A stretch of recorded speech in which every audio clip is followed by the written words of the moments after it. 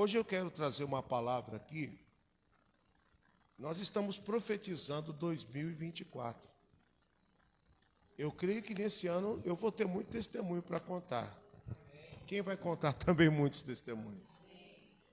Hoje eu venho trazer uma palavra aqui, uma palavra que Deus colocou no meu coração há mais de um ano.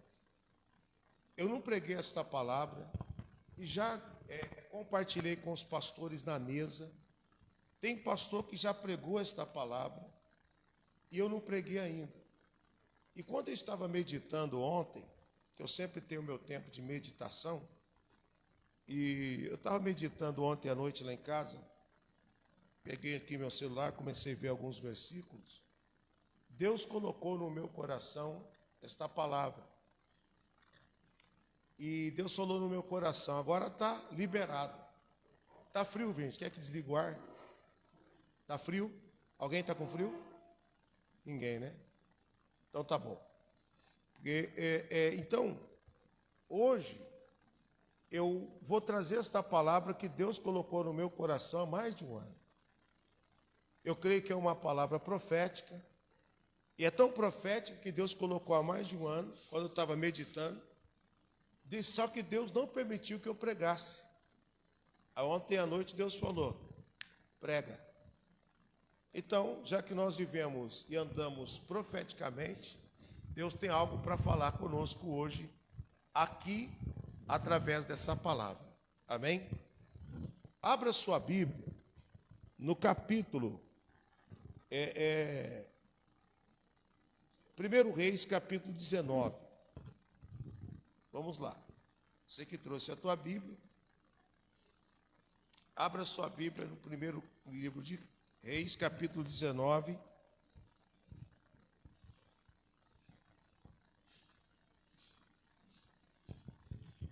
Aqui a Bíblia nos conta uma história de um homem chamado Elias. Elias era o profeta da nação, o homem responsável por cuidar espiritualmente do povo. Quem levantou Elias?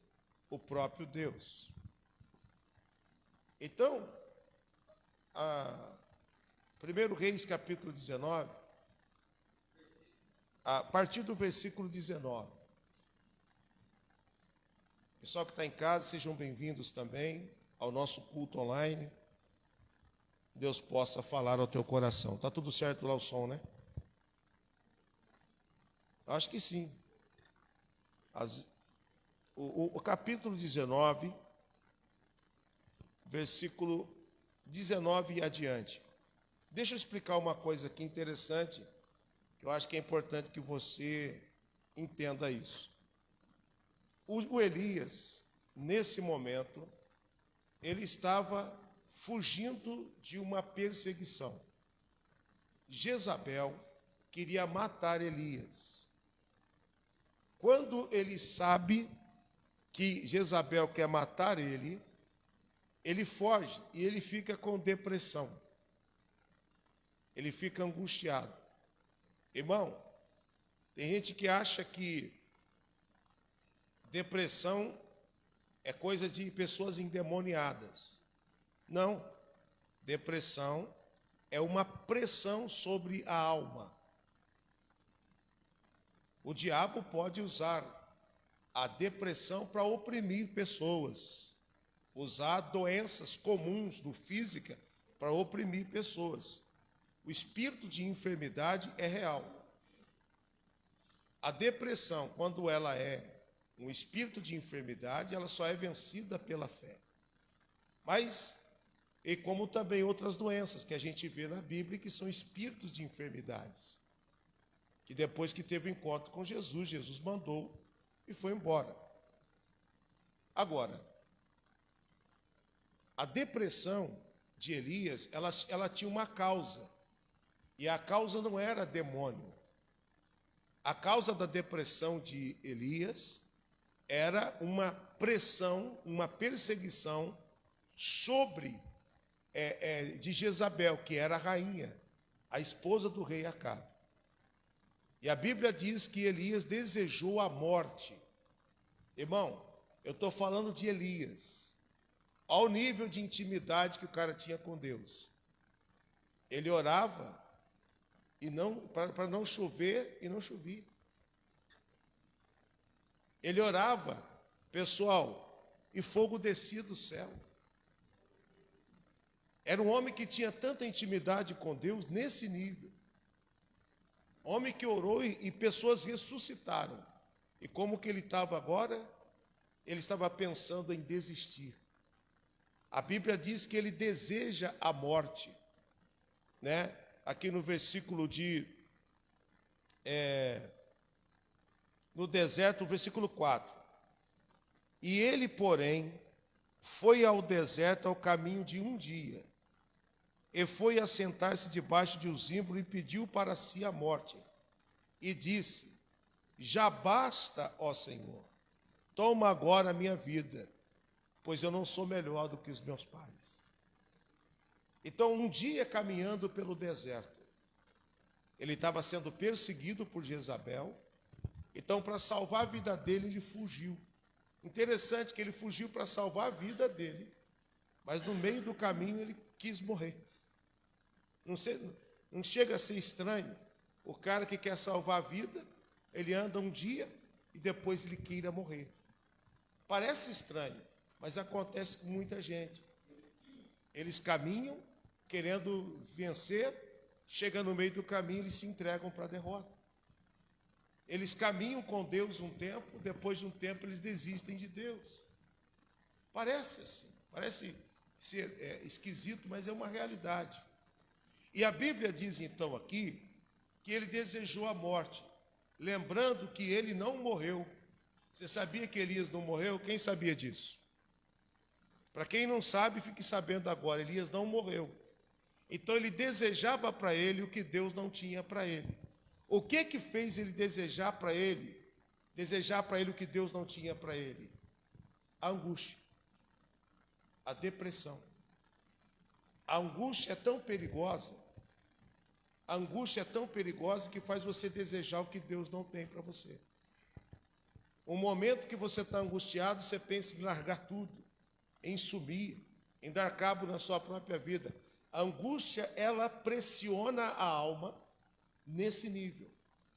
Quem entendeu isso? Então, todas as vezes que vier a angústia, lute contra ela, porque a depressão começa com uma angústia. Então, ele deseja morrer, ele está desanimado. Tanto é que ele deita e dorme. E aquele dormir dele, e não era um dormir porque ele estava cansado. Sabe aquele dormir para esquecer? Sabe aquele dormir para esquecer? Sabe aquelas pessoas que estão tratando de ansiedade, de depressão, que elas tomam remédio para ficar sedada o tempo todo, porque é a maneira com que o cérebro dela desacelera um pouco. Então, Elias estava dormindo para esquecer os problemas. E a Bíblia diz que Deus manda um anjo para ele, versículo de número 5. E deitou e dormiu debaixo de um zimbro. Eis que então um anjo tocou e disse: levanta-te e come. E olhou, e eis que na sua cabeceira estava um pão cozido sobre brasas e uma botija de água. E comeu e bebeu e voltou a deitar. E o anjo veio pela segunda vez. Por que o anjo voltou pela segunda vez? Porque Deus não queria que Elias se entregasse ali. Deus estava mandando o anjo para alertá-lo, para levar comida, para levar bebida para ele e ir para o outro nível. Elias tinha muita coisa para fazer, mas a depressão queria derrotá-lo nesse deserto. Nós temos muita coisa para fazer, mas a angústia quer nos derrotar no deserto. Por isso que no deserto, ministro Cris, nós precisamos de ter, viu, irmão Naor? Nós precisamos de ter a visita do anjo. Porque se nós tivermos a visita do anjo no deserto, nós vamos ter pão e água no deserto. Ou seja, no meio do deserto, nós vamos nos fortalecer para o outro nível. E o que aconteceu? Ele comeu, e a Bíblia diz que ele caminhou até Horebe. Chegou em Horebe, ele entrou dentro de uma caverna. E Deus disse no versículo 11, lê agora comigo.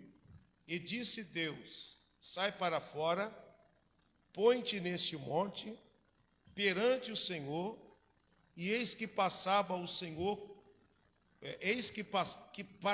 passava o Senhor, como também um grande e forte vento que fendia as fontes e quebrava as penhas diante do Senhor. Porém, o Senhor não estava no vento. Depois,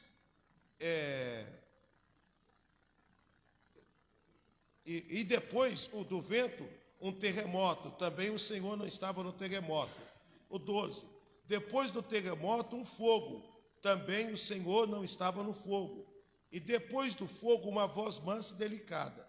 E sucedeu que, ouvindo Elias, envolveu o seu rosto na sua capa e saiu para fora e pôs-se à entrada da caverna. E eis que veio a voz do Senhor dizendo, a voz que dizia, o que fazes aqui, Elias? Então, Elias caminhou até a caverna, depois ele ouviu uma voz pedindo para ele sair da caverna. Quando ele sai da caverna, ele vê um vento, Deus não estava no vento. Aí ele vê um terremoto, Deus não estava no terremoto. Aí ele vê um fogo e Deus não estava no fogo. Aí ele escuta uma voz e Deus estava na voz. Por quê, irmão? Porque muitas pessoas estão querendo ver Deus em lugares, em coisas, e Deus, Ele quer que você entenda. As minhas ovelhas compreendem a minha voz, ainda que ela seja suave e delicada. Tem gente que só vê Deus, ela fala, nossa, estava fogo, estava top, estava power, estava wonderful, estava maravilhoso, estava tudo, né? Mas Deus não estava nem no fogo, nem no terremoto, nem no vento que fendia as pedras. Deus estava na voz delicada. Muitas pessoas estão perdendo a voz delicada de Deus, porque estão querendo ver terremoto. Acha que Deus está no terremoto. Elias entendeu. Olha só a intimidade que ele tinha com Deus. Ele estava angustiado, mas estava conectado com aquele que é o socorro bem presente na hora da angústia. Quem crê e recebe esta palavra. Só que o Deus socorro bem presente na hora da angústia coloca Elias de novo no propósito. Então, o que coloca de novo Elias no propósito? Aí Elias fala o seguinte, no versículo 14, ele fala assim, e disse ele, eu tenho sido zeloso, em extremo zeloso pelo Senhor, Deus dos exércitos, porque os filhos de Israel deixaram a tua aliança, derrubaram os teus altares, mataram os teus profetas à espada, e só eu fiquei, e busco a minha vida para me tirarem. Ele falou, Deus, eu estou triste, porque os filhos de Israel, e aí? Só eu fiquei. Aí depois Deus mostra para ele que ainda tinha 7.000 pessoas que também não se dobraram. Olha o 15. E o Senhor disse, vai e volta pelo teu caminho, para o deserto de Damasco. E chegando lá, unge Azael, sobre rei da Síria. A gente entende nesta palavra aqui, irmão, que Deus, quando Ele quer fazer algo, Ele manda ungir até rei de outra nação.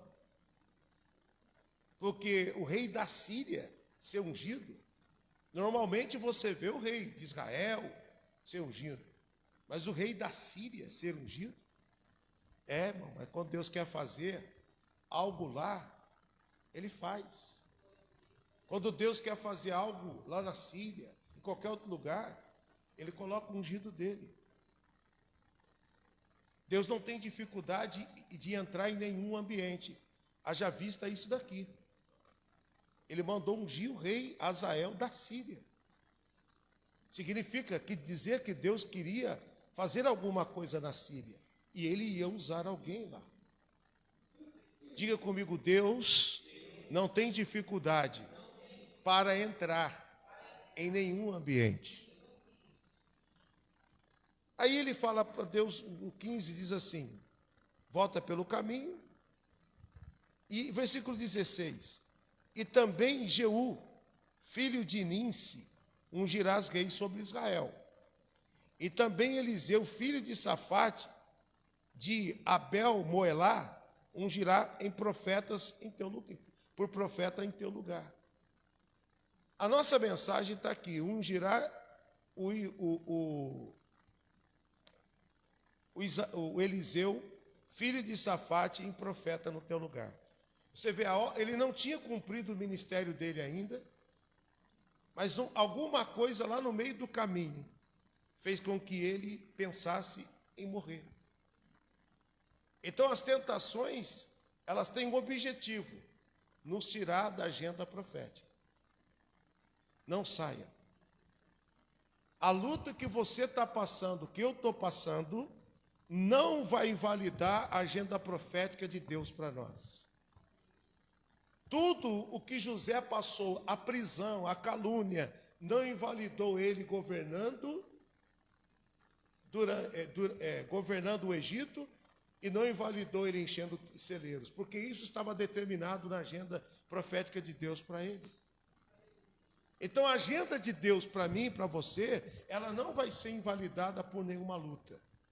Ainda que aconteça o que aconteceu com Daniel, nós aprendemos aqui domingo, que ainda que Daniel, ele estava dentro da cova dos leões, a Bíblia diz que o rei tentou, o rei mesmo falou isso, o rei Dario, Daniel, eu tentei até o pôr do sol te ajudar e não pude fazer nada. Mas nós aprendemos que o Deus do pôr do sol, o Deus da viração, ele vê a nossa necessidade todos os dias e suprirá todas elas. Por que Deus, ele mandou anjo para Elias lá no deserto? A Bíblia não fala que Elias pediu, mas tem coisa, irmão, que a gente não precisa pedir. O amor de Deus envia para nós. Isto é a manifestação da graça multiforme e abundante. Nós vamos ter coisas na nossa vida, viver coisas na nossa vida, a nossa descendência vai viver coisas e ter coisas que nós nem pedimos para Deus, mas o amor dele vai dar. Acho que não tem ninguém aqui, mas o amor dele vai dar. Eu creio. Muito bem. Então ele chama o Eliseu, e, aliás, Deus manda ele ungir Eliseu profeta no lugar dele. E aonde que o Eliseu está, pessoal? O Eliseu, versículo 19, partiu, pois, Elias dali, e achou Eliseu, filho de Safate, que andava lavrando com 12 juntas de bois diante dele. E ele estava com a 12ª. E Elias passou por ele, lançou a capa sobre ele. Então deixou ele o boi e correu para Elias e disse: deixa-me beijar o meu pai e minha mãe, então te seguirei. E ele disse: vai e volta. Disse: vai e volta, pois que te fiz eu. Voltou, pois, de seguir, e tomou as juntas do boi, de bois, e os matou com os seus aparelhos dos bois, cozeu as carnes, e deu ao povo, comeram, então levantou e seguiu Elias e o servia. Olha que interessante. O chamado de Eliseu, ele se dá dessa maneira. Eliseu está na roça. Eliseu está trabalhando na roça. Ele está lavrando a terra, ele está arando a terra, usando os bois. Ele nem imaginava que ele, sendo um lavrador, ele seria um profeta de tamanho magnitude. Então Elias, ele estava querendo morrer lá no deserto. E Deus mandou o anjo para fortalecer, para dizer o seguinte: cara, você tem muita coisa ainda para fazer. Quando Josué ele estava velho, Deus falou assim: Josué, você está velho e ainda há muita coisa para conquistar. Vê para mim esse versículo. Josué, você está velho e ainda há muita coisa para conquistar. Sabe o que acontece? Tinha muita coisa para fazer. Sabe quem conquista as terras depois? O Davi. Quando Davi se torna rei, o Davi, ele olha para aquela palavra, ele fala: pô, Deus falou para Josué, tem muita coisa para conquistar. E Davi, ele faz essa observação: olha, o que faltou para Josué conquistar ainda? Ou seja, ainda tem muita terra prometida para ser tomada, para tomar posse. Então, olha só para você ver, Deus colocou Josué como líder e falou: você vai colocar esse povo para possuir a terra. E quando ele estava velho, Deus falou o seguinte: você conquistou muita coisa, mas ainda não chegou nem nos pés daquilo que eu tenho para dar. Irmão, Deus tem mais para dar. Aí o que acontece? O Davi, ele conquista todo esse território que Josué não tinha conquistado. E qual é a palavra para isso? A palavra é para a sua descendência, irmão. A palavra é para a sua descendência. Você pensa que acabou, mas Deus tem mais para fazer. Eles serão mais ricos do que você. Eles serão mais abençoados do que você. Por quê? Porque a glória da segunda casa é maior do que a primeira. Por isso que você deve ser a mãe intercessora, o pai intercessor, o filho intercessor. Por isso que você deve ser intercessor da sua família. Amém? Continue intercedendo por eles. Aonde eu quero chegar com esta palavra? Que Deus, ele vai na roça buscar um profeta. Deus, ele vai no meio do mato buscar um profeta. Por que Deus não foi, pessoal, nas escolas de profetas? Porque nem sempre a escola de profeta forma profeta. Os filhos de Eli, eles moravam no templo, mas eles, pessoal, eram pervertidos. Agora, por que eram pervertidos? Porque não faziam aquilo que tinham que fazer. Então, qual é a palavra para você? Faça o que você tem que fazer. Aí, irmãos, Deus, ele busca o servo dele na roça, dá o dobro da unção de Elias para ele. Qual é o versículo? Josué 13:1, lê para nós, olha só. Quando Josué estava bem velho, o Senhor disse: você está muito velho, Josué. E ainda tem muita terra para ser conquistada. Ou seja, Josué chegou no limite dele e Deus falou: cara, o seu limite não é meu limite. Eu tenho mais para dar. Receba esta palavra. Pronto. O seu limite não é o limite de Deus. E aí, irmão, então, ele volta, ele vai lá e unge Eliseu, um profeta no lugar dele com o dobro da unção. O grande segredo está aqui, pessoal. Quando ele se torna profeta, ele vive profeticamente, ele precisa receber honras de profeta, porque a Bíblia Sagrada diz que o profeta não tem honra na sua pátria. E a Bíblia usa o caso de Eliseu e de Elias. A Bíblia diz que havia muitos leprosos na época de Eliseu em Israel, mas ele curou o sírio. Por quê? Porque as pessoas não valorizavam os profetas que tinham. Então, quando as pessoas não valorizam o profeta, a direção profética. Irmão, tem coisa que a gente faz aqui na igreja, um culto diferente, um em jejum e etc. Você nem imagina que foi Deus que preparou aquilo para te abençoar, mas você pula fora. Você não quer participar.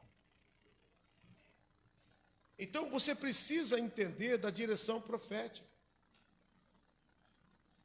A Bíblia diz assim, Josué, santifica o povo, porque amanhã farei maravilhas no meio de vós. Então, pessoal, amanhã todo mundo faz uma consagração, um jejum, nós vamos santificar, porque Deus vai fazer maravilha. Teve gente que fala, não, deixa quieto, nada, que jejum, coisa nenhuma. Não, estou fora. Irmão, essas pessoas perdem a bênção, porque nós estamos movendo-se profeticamente.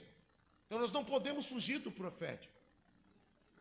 O Elias estava se movendo profeticamente. Quando ele quis fugir do profético, Deus mandou um anjo para levar pão e água e dar direção para ele. Porque ainda tinha muita coisa para fazer. Então os profetas foram levantados para cuidar do povo. Veja comigo agora, Neemias capítulo 6, versículo 1. Vamos lá. Neemias, capítulo 6.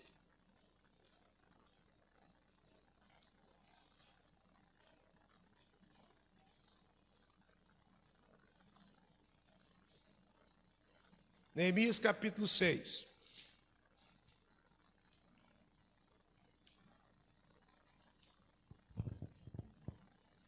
Versículo 1.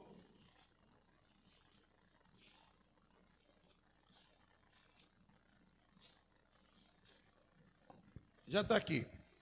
E sucedeu que ouvindo Sambalate, lê comigo, gente. E sucedeu que ouvindo Sambalate, e quem mais? Não, só quero que vocês prestem atenção nisso aqui, ó.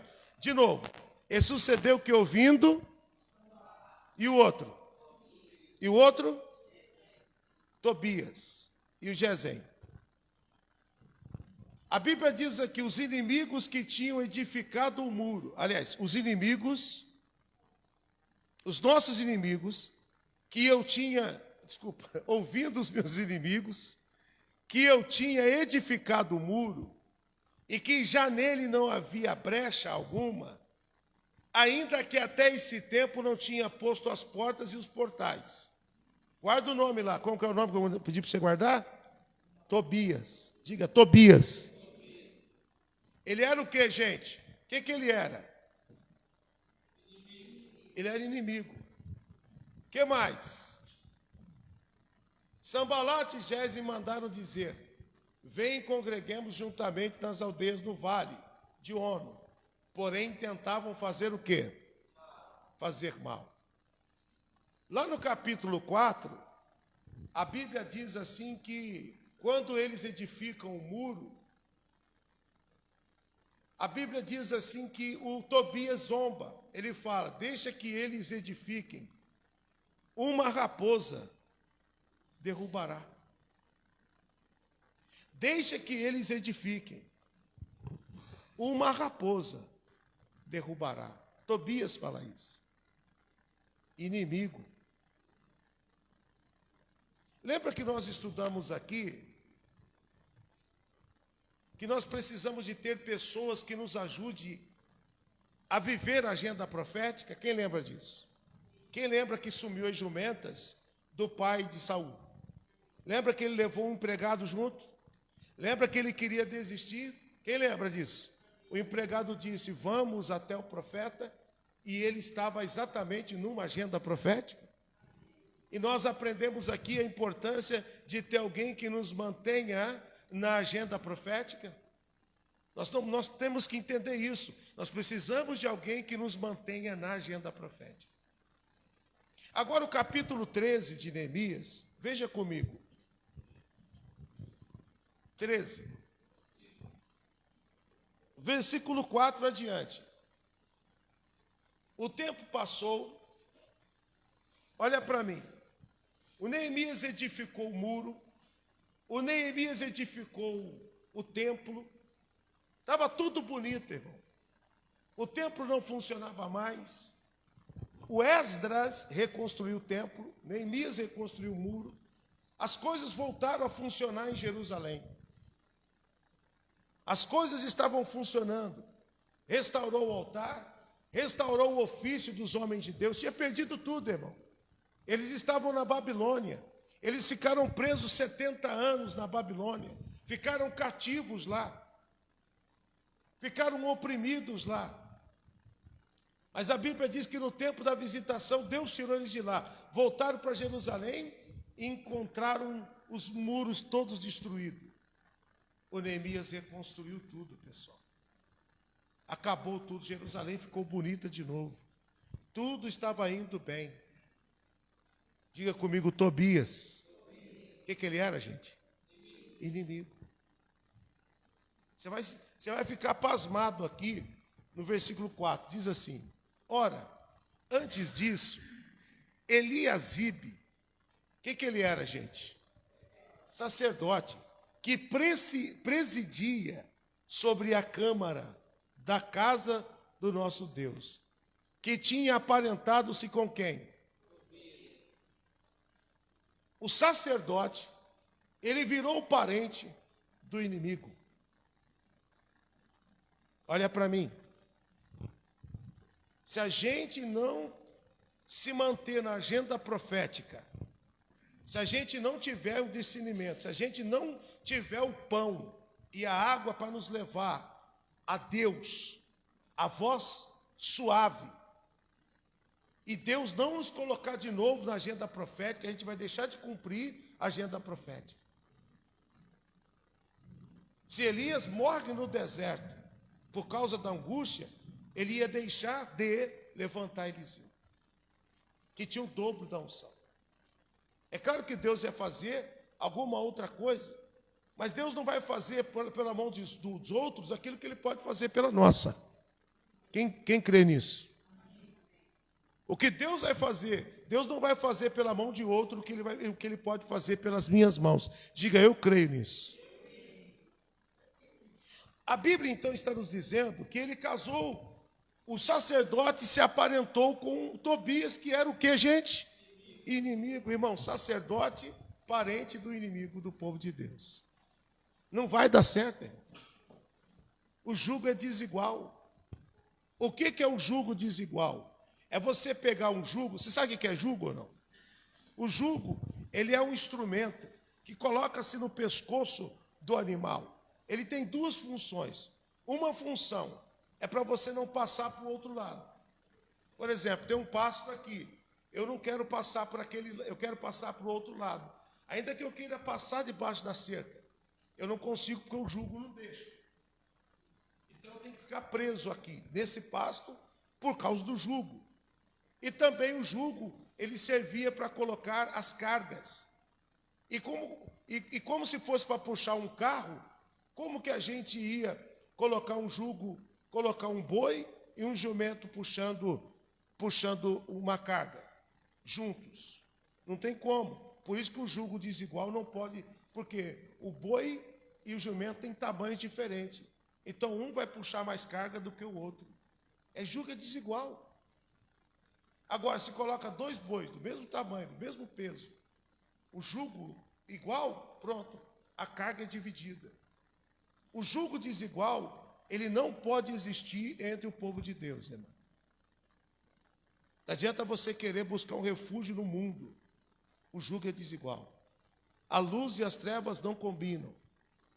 Não adianta você estar na luz e querer praticar as coisas das trevas. O jugo é desigual, não funciona. Não adianta você você crê em Deus, você crê na palavra de Deus, mas quando Ele fala com você, você não crê naquilo e desobedece aquilo, porque você tem as suas convicções. Pensa numa coisa, irmão.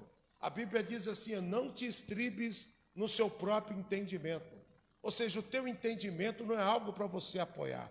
Você tem que se apoiar na revelação da palavra de Deus. Então, olha o que acontece por ele ter se aparentado com o inimigo. Vamos lá. Ora, E fizeram ali uma câmara grande. Lê comigo. Onde antes se depositavam o que, gente? Ofertas de alimentos, incenso, os utensílios dos dízimos do grão, do mosto e do azeite, que se ordenaram para quem? Para os levitas, que eram os cantores, e os porteiros, como também a oferta alçada para quem? Sabe o que aconteceu? O negócio estava indo bem. Foi restaurado o sacerdócio. Foi restaurado o culto. Não tinha mais culto, porque o templo tinha sido destruído. Reedificaram o templo, voltou a ter o culto. O povo voltou a ter um lugar para adorar. O Neemias, irmãos, ele não era só um cara que construiu o muro, não. Ele tinha entendimento. Ele reconstruiu o pessoal. Agora vai voltar a ter culto. Cadê o sacerdote? Cadê os homens que foram escolhidos por Deus para ser uma bênção? Cadê eles? Irmãos, aonde se guardavam as ofertas? Aonde se depositavam os alimentos? Aonde se guardavam as ofertas dos dízimos? As ofertas que eram para os levitas e para os sacerdotes? Sabe quem estava morando lá? No templo? Dentro daquele lugar? O Tobias. Qual é o título da mensagem? O ladrão no cofre. O inimigo estava dormindo no cofre aonde se guardavam as ofertas. Sabia disso? Sabe o que aconteceu? Vamos continuar a história. Vamos ler, ministro. Vou passar. Mas durante tudo isso, não estava eu em Jerusalém. Enquanto isso estava acontecendo, Neemias não estava lá. Ele não estava lá em Jerusalém, porque no ano 32 de Atarxerxes, rei da Babilônia, eu fui ter com o rei, mas após alguns dias eu tornei a alcançar a licença do rei. Vamos lá. Voltando a Jerusalém, lê comigo, gente. Compreendi o mal que Eliasibe fizera para Tobias, fazendo-lhe uma câmara nos pátios da casa de Deus. O que muito me desagradou, de sorte que lancei todos os móveis da casa de Tobias fora da câmara. A câmara era o lugar onde se guardavam os dízimos, que era para os sacerdotes e para os levitas. O inimigo estava morando no cofre. Então não tinha onde guardar. O povo não estava trazendo. O que aconteceu? Por o inimigo estar morando no cofre da casa de Deus. O que acontece quando o inimigo mora no cofre da casa de Deus? O que acontece quando os recursos que é de Deus, a gente não dá para Deus? Quem não tributa no reino de Deus, tributa em outro reino. Vai tributar em outro reino. Você pode fazer o que você quiser, pode xingar, você vai tributar em outro reino. A escolha é sua. Ah, pastor, sou contra. Continue sendo contra. Mas a palavra de Deus você tem que ouvir. E é a verdade isso aqui. Eu não estou inventando nada, está escrito aqui. Quando o inimigo mora no cofre, aquele que deseja ver o mal, lembra dele? Ele desejava o mal dos homens de Deus. Ele zombou de Neemias. E agora estava morando no cofre da casa de Deus. E quem fez isso? Um sacerdote fez uma aliança errada. Sacerdote, não faça sua aliança errada. O sacerdócio do pastor é um sacerdote específico. Você também é sacerdote. A Bíblia diz que pelo sangue de Cristo fomos feitos reis e sacerdotes. Agora você tem acesso. Sacerdote, não faça aliança errada. Não deixe o inimigo dormir no cofre da casa de Deus. Não deixe o inimigo usar os recursos do reino de Deus que está na tua vida para outras coisas. O recurso do reino de Deus que está na tua vida tem que ser semeado no reino.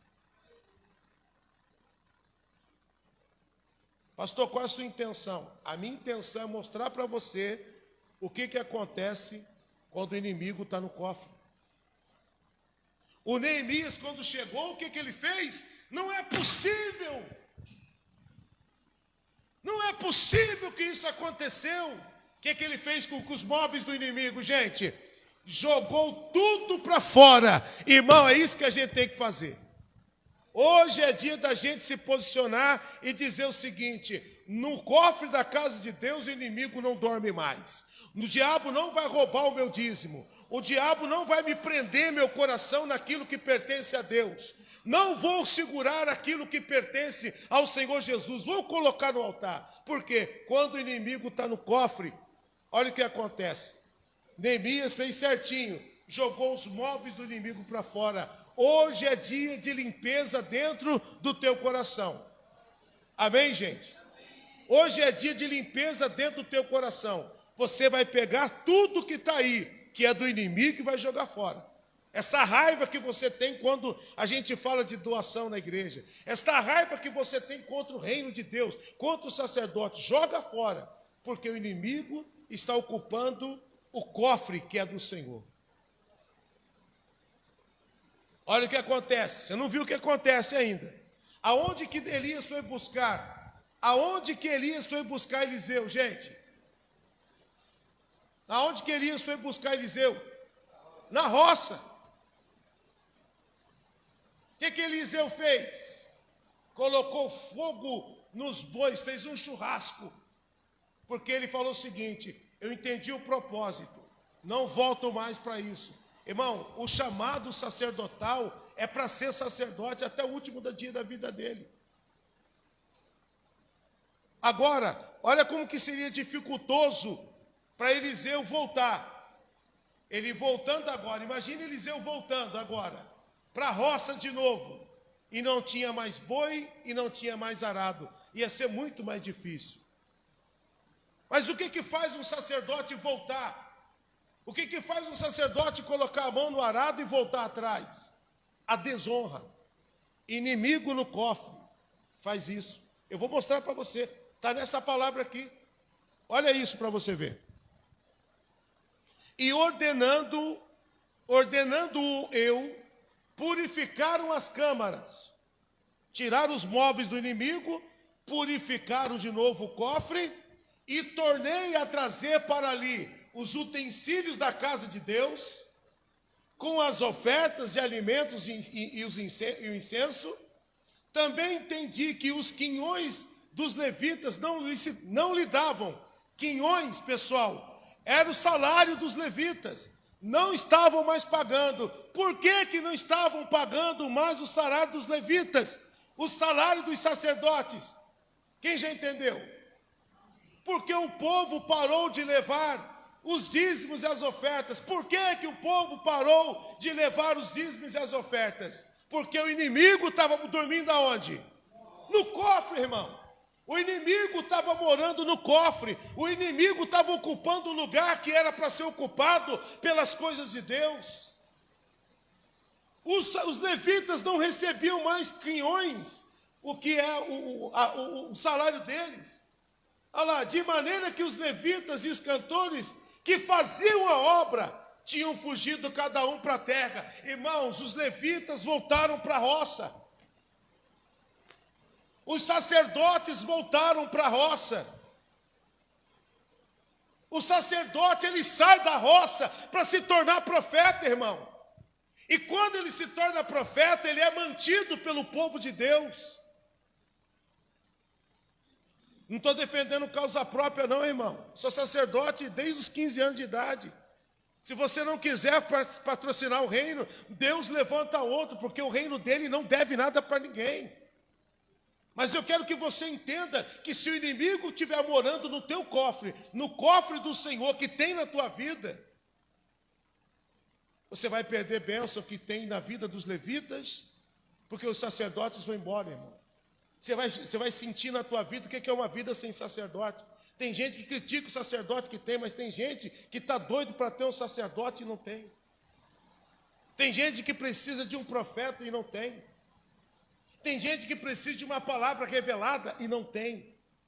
Ah, mas tem outro. Ah, tem outro, irmão, mas será que ele é o seu sacerdote? Quem que você está ouvindo?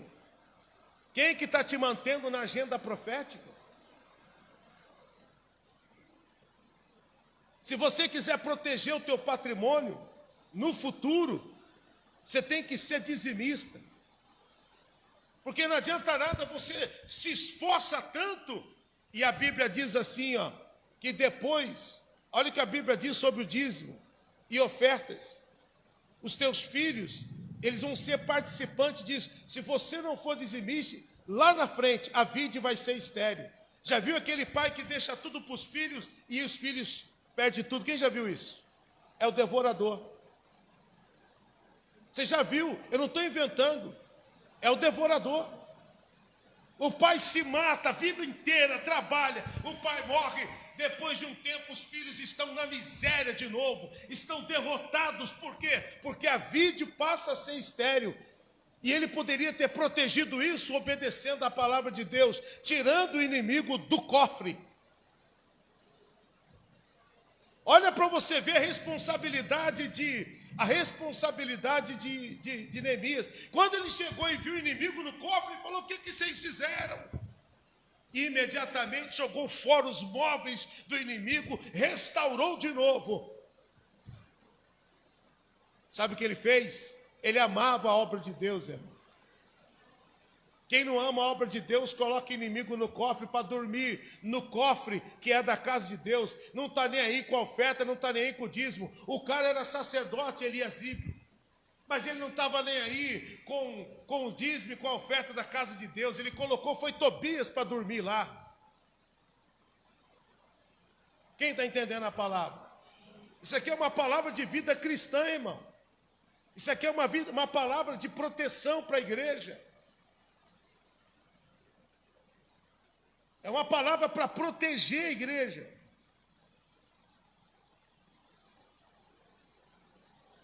Ah, pastor, sou contra. Pode ser contra. A Bíblia diz que Deus é a porção do sacerdote, irmão. Não tem nada que eu tenha que não veio de Deus. Não tem nada que eu tenha que não veio de Deus.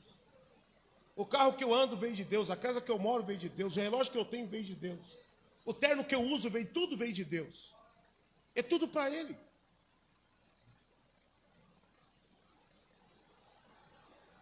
Olha que interessante. Então, pessoal, os quinhões dos levitas, dos cantores, eles tinham fugido para a terra. Gente, vamos embora, nós estamos passando fome. Não tem comida para os levitas, não tem comida para os sacerdotes. Vamos embora daqui, vamos sumir daqui. Nós estamos sendo desonrados, nós não conseguimos cumprir o nosso ministério. Está difícil, está passando fome. Eles iam embora. Está aqui, ó, eles foram para a terra. Por quê? Para não passar fome. Agora só tinha um motivo pelo qual os levitas estavam passando fome. Qual é, gente? O inimigo dormindo aonde? No cofre da igreja, do templo. Eu estou inventando isso, gente. Está escrito. Mas chegou alguém ali que tinha entendimento, irmão. Chegou alguém ali que tinha entendimento. Ainda bem que Deus levanta homens e mulheres com entendimento para restaurar a função do reino, restaurar a função da glória, restaurar a função da cura, restaurar a função do entendimento, restaurar o ministério, cuidar famílias, levantar pessoas, inspirar pessoas, curar pessoas, levantar uma geração forte. Quem está recebendo essa palavra? Olha o versículo de baixo, está tudo escrito. Então contendi com os magistrados e disse: por que desamparou a casa de Deus? Olha o Neemias comprando a briga. Tem gente que acha que Neemias só reconstruiu o muro, né? Neemias brigava pela obra de Deus, irmão. Ele amava a obra de Deus. Ele trabalhava lá, ele era copeiro do rei, ele pediu licença para o rei. Ainda bem que ele pediu licença: rei, vou precisar ficar um mês fora aqui, que eu preciso ver como que está andando a obra de Deus lá em Jerusalém. Quando ele chegou lá, estava uma bagunça. Quando chegou lá, ele contendeu, ele brigou com os magistrados. Por que é que vocês desampararam a obra de Deus? Que palavra dura, irmão. Talvez você nunca ouviu um pastor pregar sobre isso. Talvez você nunca ouviu falar sobre dízimo desta maneira, sobre oferta desta maneira. Porque talvez você nunca entendeu que a obra de Deus ela é desamparada quando o inimigo está no cofre. No cofre da casa de Deus. Roubando o recurso que é da casa de Deus, que era para vir para a casa de Deus. Você coloca em outro lugar. Você está desamparando a casa de Deus. Talvez seja o culto da contenda hoje, o culto contendi com os magistrados. Por que desampararam a obra de Deus? Você pensa que acabou? Tem muito puxão de orelha ainda. Vamos ler. Olha lá. Por que desamparou a obra de Deus? Porém eu os ajuntei e restaurei o seu posto. Irmão, mandou buscar. Olha o entendimento do cara. Ele manda buscar os levitas. Ele manda buscar os sacerdotes da roça. E coloca cada um no seu posto. E falou, você não deveria ter saído daqui nunca. Você deveria estar aqui cumprindo o ministério. Você deveria estar aqui praticando louvor. Você deveria estar aqui levando o culto para as pessoas. Dando uma palavra para as pessoas. Aí eles disseram, mas eu tive que ir embora. A gente não tinha como viver aqui. A gente não tinha quinhão. Quinhão é a plebenda deles, o recurso deles. Eles não tinham quinhões. Mas o Neemias chegou e falou, restaurou tudo, trouxe eles de volta, irmão. Trouxe eles de volta. Ainda bem que tem aqueles que entendem a importância dos levitas e dos sacerdotes. Ainda bem, porque se não fosse esses, se dependesse do sacerdote Eliasibe, não tinha mais culto naquele lugar. Agora, a pergunta que eu faço para você é essa. Que tipo de pessoas que você é com a obra de Deus? Você é tipo Neemias ou tipo Eliasibe? Você é do tipo Neemias que restaura o altar, que tira o inimigo do cofre, ou você é tipo do Eliasibe que coloca o inimigo no cofre? O povo queria trazer, irmão, não tinha nem como colocar. O inimigo morava no cofre. Aí quando o inimigo saiu, olha o que a Bíblia diz, ele restaurou o posto de cada um. Prossiga. Então todo Judá trouxe os dízimos do grão, do azeite, aos celeiros. E por tesoureiros pus sobre os celeiros, celearia do sacerdote. Ou seja, o que eles começaram a fazer? Restauraram e o povo voltou a trazer tudo de volta. Acabou o problema. Foi restaurado. Trouxeram de voltas. Voltou a ter culto. Voltou, irmãos, a ter culto. Olha lá. Voltou as coisas, voltou a funcionar. Quem entendeu isso? Irmão, isso aqui é muito forte. Voltou a ter culto.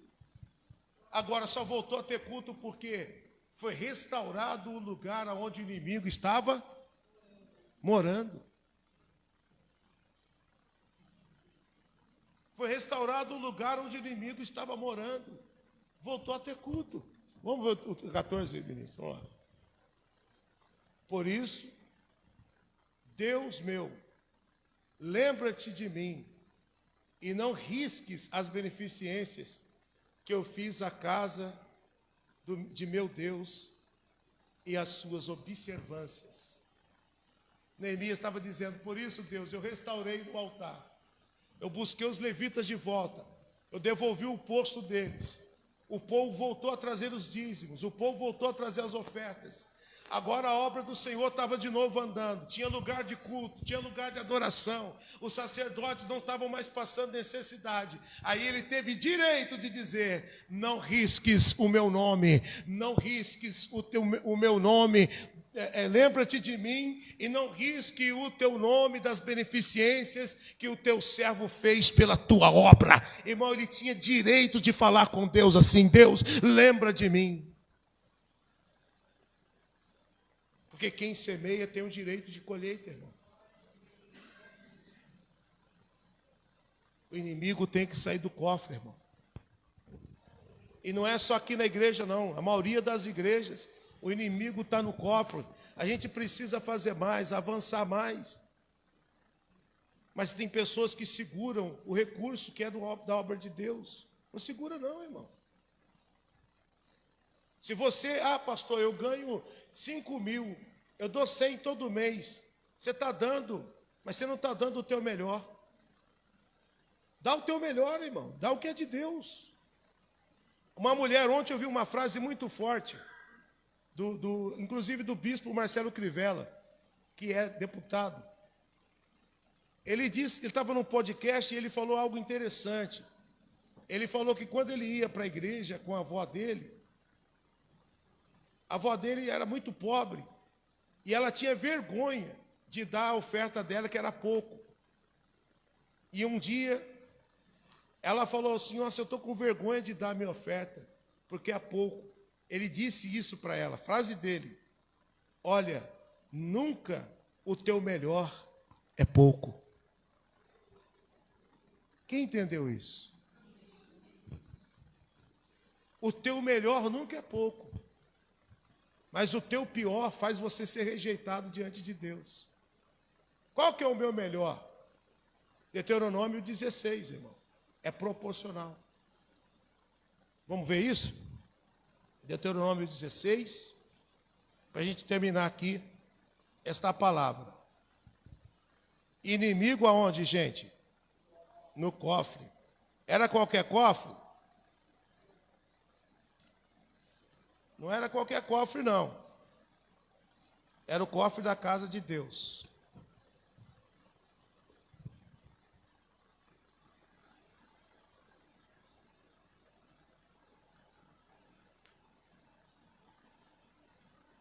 Vamos ver aqui o versículo correto, para mim ler para você.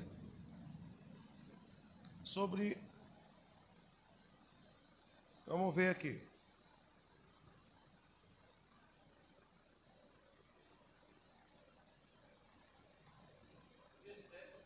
É o 17? Isso. Você está esperto, hein, Netão? Você está mais ligeiro, hein? Eu estou procurando o versículo aqui, já achou. Glória a Deus. Versículo 17, leia aí, gente. Cada um conforme ao dom da sua, conforme a bênção do Senhor Deus lhe tiver. Irmão, é proporcional. Se você dá inferior ao que você pode, ainda que seja uma boa oferta, não é o teu melhor. Se não é o teu melhor, você não é aceito, mesmo dando. Foi o que aconteceu com Caim. Caim deu ou não deu? Mas era o pior. Por que era o pior? Porque ele procrastinou. Fez depois, não fez o melhor. Agora, nós já aprendemos aqui, irmão, que a oferta, ela é atitude de heróis da fé. Então, por que eu estou falando disso hoje? Porque a igreja se movimenta profeticamente também nisso. Ou não? Eu não estou falando só a instituição, porque o maior beneficiado não é a igreja, a instituição, é quem dá. Por isso que a Bíblia diz que melhor é dar do que receber. Por que melhor é dar? Porque o que dá recebe os benefícios da doação. Você nunca vai ficar sem receber algo de Deus. Então, a partir de hoje, irmão, receba esse entendimento sobre a tua vida. Que os quinhões dos levitas e dos sacerdotes venham para eles. O que é da obra de Deus tem que ser na obra de Deus. Que os levitas não voltem para a roça.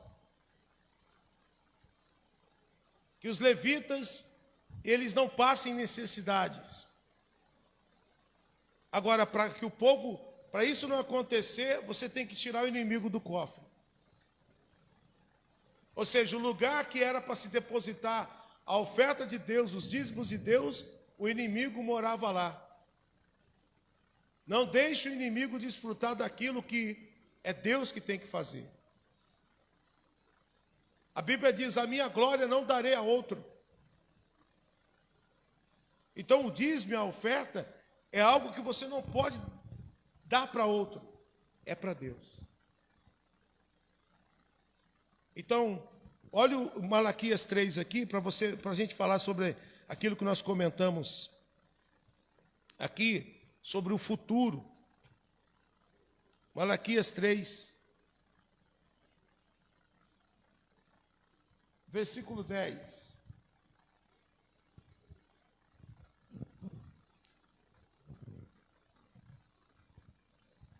Trazei todos os dízimos à casa do tesouro. Irmão, é todos os dízimos. Pastor, ganhei R$1 milhão, mas eu só dou do meu salário. Esse daí eu não dou não, que é muito dinheiro. É todos. Tudo que Deus te der tem dízimo. Tudo que Deus te dá tem primícia. Tudo que Deus te dá. Para que haja mantimento na minha casa. Casa do tesouro, irmão. Era exatamente na tesouraria da igreja, aonde o inimigo estava morando.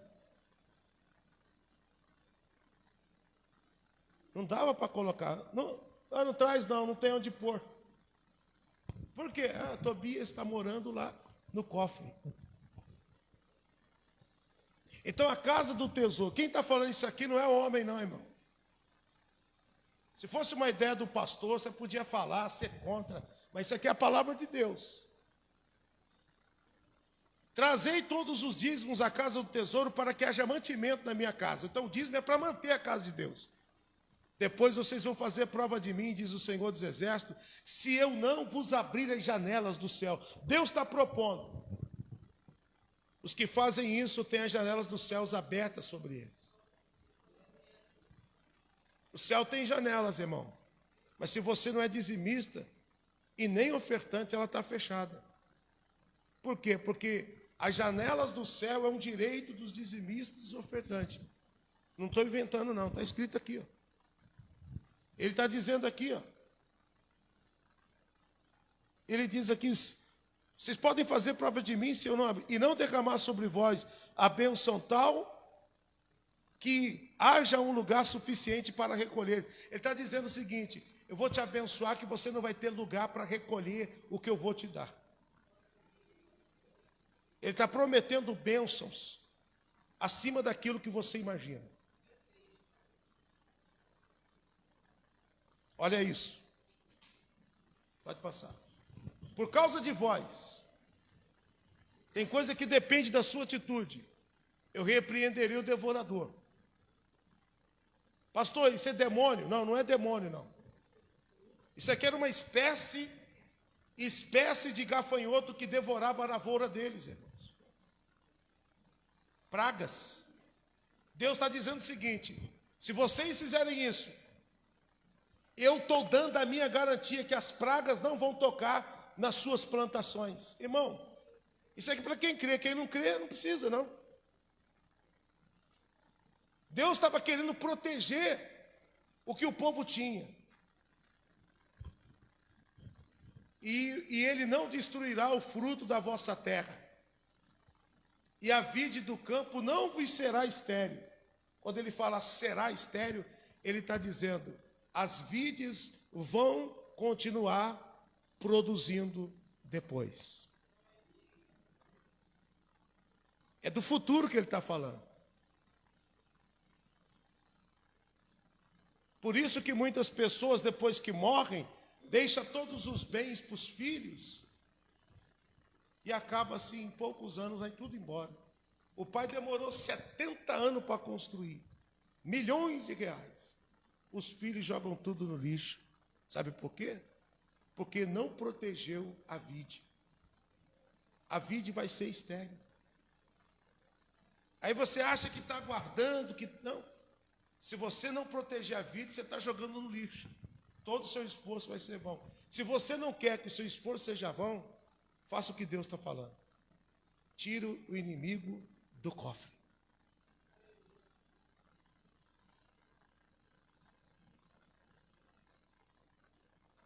Por hoje é só, né, irmão? Chega de falar, né? Acho que não precisa falar mais nada.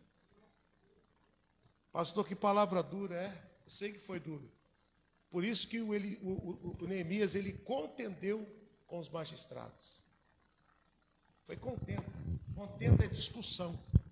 Ele discutiu, mas ele acertou o que tinha que ser acertado. A obra de Deus continua andando, porque ele fez o que tinha que ser feito. Se não tem ninguém, irmão, como Neemias, para limpar o cofre, tirar o inimigo, a obra de Deus continua sem levita, sem sacerdote. Tem um muro bonito, né? O muro foi reconstruído em volta de Jerusalém. E o templo, que era o lugar mais importante, não tinha culto. E não tinha culto porque não tinha recurso para ter culto. E por que Deus levantou os recursos, os quinhões, exatamente para ter culto? Oferta e dízimos é exatamente para ter culto. É para ter lugar de adoração, para ter o conforto, para ter o sacerdote, para o sacerdote ensinar sobre profecia, ensinar sobre amor, ensinar sobre fidelidade, ensinar sobre determinação, sobre propósito, sobre santificação, sobre vida eterna, sobre família restaurada. Diga glória a Deus. Meu Deus do céu, até a boca espumou hoje. Curve a tua cabeça, fecha teus olhos. Senhor, muito obrigado por esta palavra. O Senhor sabe, Espírito Santo, que é a verdade que foi trazida aqui hoje. Da minha parte, quando disse que o Senhor me deu esta palavra há mais de um ano, eu já compartilhei com pastores. Inclusive um já me disse, eu preguei na minha igreja, e eu disse para ele, Deus me deu esta palavra, mas ainda não preguei. Mas ontem à noite, o Senhor colocou no meu coração, fala sobre isso. Ensina ao povo de Deus a importância do culto. E daqueles que estão por trás do culto, que eu levantei. Senhor, foi isso que foi ministrado aqui hoje. É a tua palavra. Foi isso que foi trazido do céu para a tua igreja aqui hoje. A tua palavra. Meu Deus, que o seu Espírito Santo possa trabalhar em cada coração. Porque nós não estamos aqui, meu Deus, para fazer a nossa vontade. Então aquilo que é a vontade do Senhor tem que ser dito e tem que ser feito. Que o Senhor levante novos dizimistas aqui hoje, ofertantes, aqueles que pararam, que eles voltem, como foi feito aqui nesta palavra, eles foram encorajados a trazer novamente, e foi restaurado o culto, a adoração, a bênção sobre aquele lugar. E que hoje o Senhor possa fazer a mesma coisa, meu Deus, neste lugar de culto, de adoração. Que possa ser restaurado, meu Deus, o culto com a nossa oferta, o culto com o nosso dízimo, o culto com a bênção segundo o dom que o Senhor nos deu, a proporcionalidade. Que nós possamos vencer o inimigo, o mamon, que hoje nós possamos mostrar para mamon que ele não é o nosso Deus, e que o nosso Deus é o Deus vivo. Mamon, você não vai segurar mais o recurso do reino, você não vai roubar mais a bênção destas pessoas. Tudo que é do reino, esta pessoa vai trazer para o reino, e nós vamos avançar. Meu Deus, as nossas necessidades como igreja vai acabar, porque o Senhor vai abençoar o teu povo, as necessidades da tua obra serão supridas. Hoje estas pessoas estão dizendo para o inimigo, no cofre você não fica mais.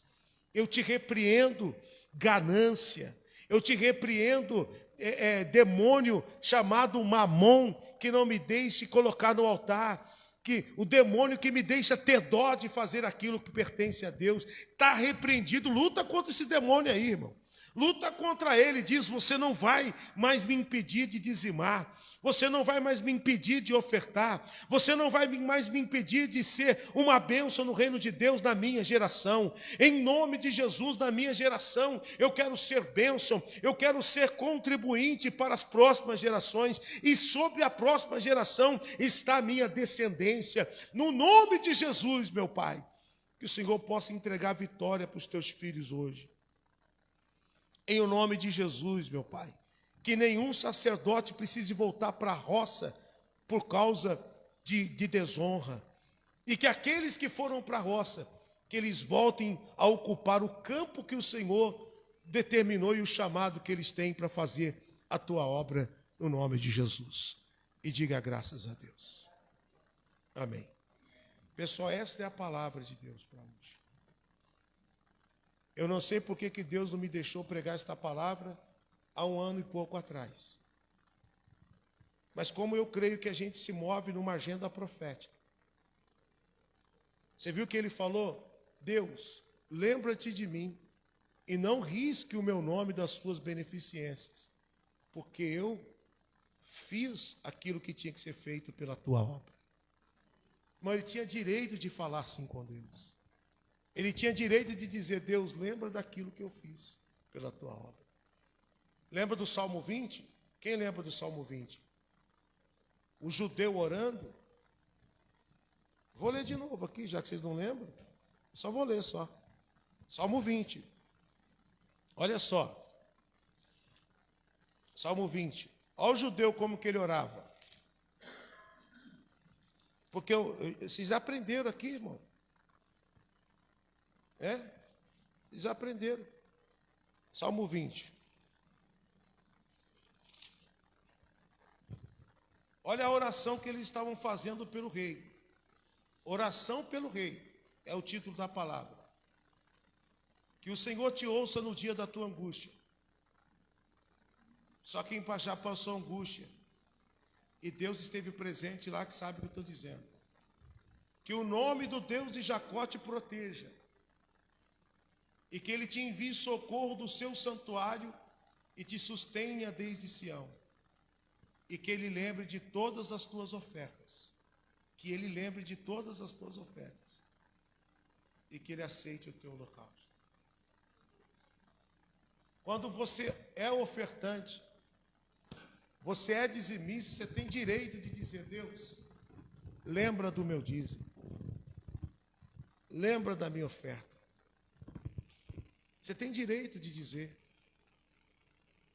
Na quarta-feira nós estamos vivendo aqui um propósito de 3 quartas, que é o propósito: eu sou o Senhor que te sara. Um propósito de saúde, irmão. Estamos profetizando saúde. Quarta-feira, já começamos agora, comemos a pasta do figo, e quarta agora, e na outra quarta vamos participar também.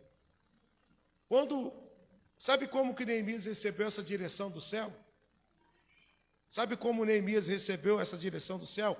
O profeta disse: você vai morrer. Ele virou o rosto para a parede, sabe o que ele falou? Senhor, lembra de que andei diante de ti em verdade.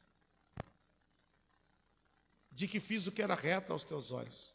Ele tinha direito de falar com Deus, assim. E quando ele falou: lembra, Deus falou: lembro mesmo, porque tudo vai para a memória dele. Então, quando você for orar, você pode dizer: Deus, lembra da minha oferta.